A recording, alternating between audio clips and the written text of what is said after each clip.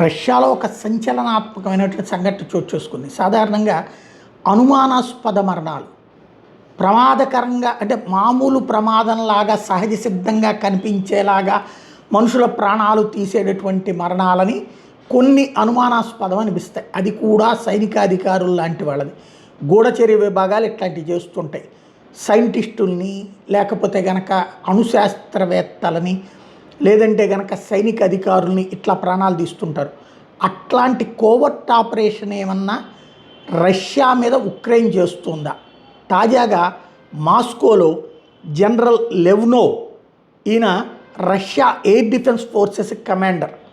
ఇప్పటిదాకా రష్యా మీదన Ukraine మిస్సైళ్ళు fail అవ్వడం, డ్రోన్స్ ఫెయిల్ అవ్వడం లేదా యుద్ధ విమానాలు ఫెయిల్ అవ్వడం, వీటన్నిటి వెనకాల ఈయనదే కీలక పాత్ర. అలాంటి కీలకమైనటువంటి వ్యక్తి కిటికీలో నుండి పడి చనిపోవడం అన్నటువంటిది మాస్కోలో. ఈయనే ఆ లెఫ్టినెంట్ కమాండర్.